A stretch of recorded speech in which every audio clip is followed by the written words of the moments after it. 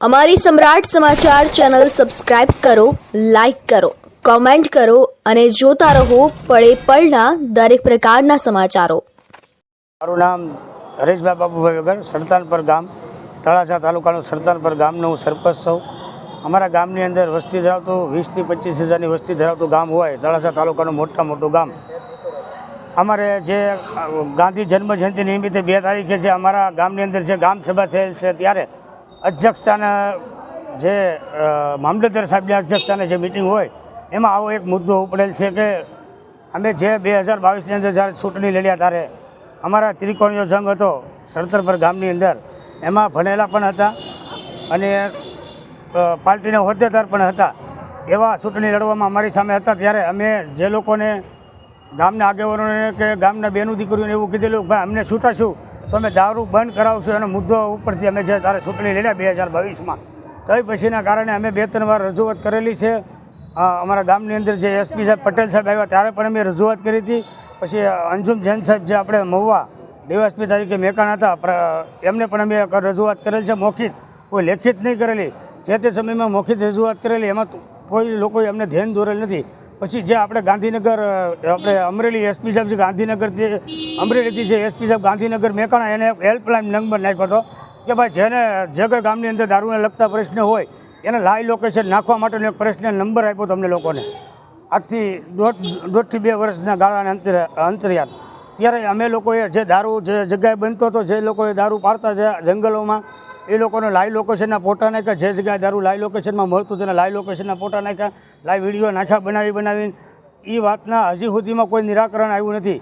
પણ માન્ય અધ્યક્ષ મામલતદાર સાહેબની રૂબરૂમાં જે અમારા ગામની લોકસભામાં જે આ એક મુદ્દો ઉપડેલ છે 2 તારીખે ગાંધી જન્મ જયંતિ નિમિત્તે મામલતદાર સાહેબની રૂબરૂમાં, કે તમે જે 2022માં જ્યારે તમે ચૂંટણી લડ્યા ત્યારે તમે લોકોએ અમને જાણ કરી હતી કે ભાઈ ગામની અંદરથી આ જે દારૂનો મુદ્દો છે તમે લોકો અમને જીતાવશું તો અમે તમે દારૂ બંધ કરાવી દઈશું, એનો પ્રયત્ન પૂરેપૂરા કરશો, તો તમે એ પ્રયત્ન ક્યાં માટે નથી કરતા, એવું અમને ગામ લોકોએ જે કહેવામાં આવ્યું। ત્યારે ગામ સભામાં જે ઉપસ્થિત જે ગામના અમારા આગેવાનો હતા 200 થી 250 જણા, એ લોકો બધાએ દેખીરો કર્યો કે આ દારૂનો મુદ્દો જે મેન છે આપણી ગામની અંદર જે 2022ની જ્યારે ચૂંટણી લડ્યા ત્યારે માત્ર ને માત્ર અમારા ગામની અંદર અમારી એક જ માંગણી છે કે અમારા યુવાનો જે ભણેલ ગણેલા હોશિયાર છોકરા હોય, સંગત ફેરના હિસાબે દારૂના રવાડે ચડી જાય, 22 થી 25 હજાર કે 22 થી 25 વર્ષની જે ઉંમર હોય, 30 થી 35 વર્ષની અંદર યુવાનોને કોઈ મરવાનો સમય હોતો નથી।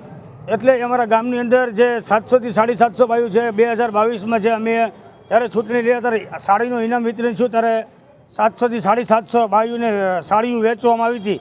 તો પછીનું 2022 પછીના જે કંઈ મૃત્યુ પામેલ છે એ તો અલગથી, પણ અત્યારે અમે હાલ વિધવા બાયુને જે પેન્શન મળે છે 450 બાયુ એવી વિધવા બાયુ છે અમારા સરતાનપર ગામની અંદર, એનું રેકોર્ડિંગ કરેલું છે। અને અમારા ધારાસભ્ય ગૌતમભાઈ, વિધાનસભા નંબર 6 નંબર, બરાબર, અમારા ગૌતમભાઈ ચૌહાણ કરીને છે અમારા ધારાસભ્ય, એમને પણ રજૂઆત મેં મૌખિત કરેલ છે, લખિત નથી કરેલી। તારે એનું એવું કહેવાનું હતું કે દારૂ બંધ ન થાય એમ, પણ બીજો કોઈ ધંધા બંધ કોઈ માણસ કરતો હોય તો એ ન બંધ થાય, પણ આ દારૂ બંધ ન કરાવી શકે તો ખરેખર આવું મોટું ગામ તળાજા ખાતે ફર્સ્ટ નંબરનું 18 થી 20 હજારની વસ્તી ધરાવતું મોટામાં મોટું તળાજા તાલુકાનું ગામ, અને આટલી બાયુ વિધવા તમામ ગામજનોને આડોશી તમામ ગામનોને બધા અમારા કોળી સમાજના આગેવાનોને બધાને ખબર જ છે કે અમારું આખું કોળીનું એક જ 99% કોળીનું ગામ છે, ત્યારે આ ગામની અંદર એટલી વિધવા બાયુ છે।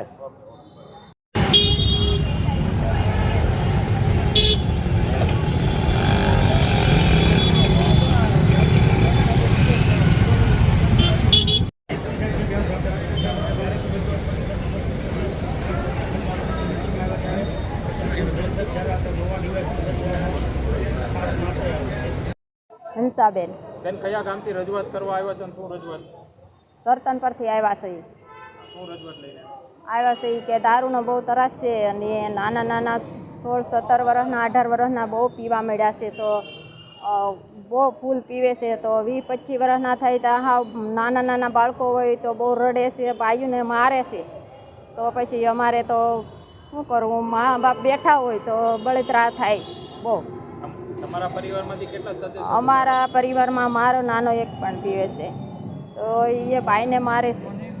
અને મારા દેરો બે દારૂમાં ગુમાઈ ગયા છે.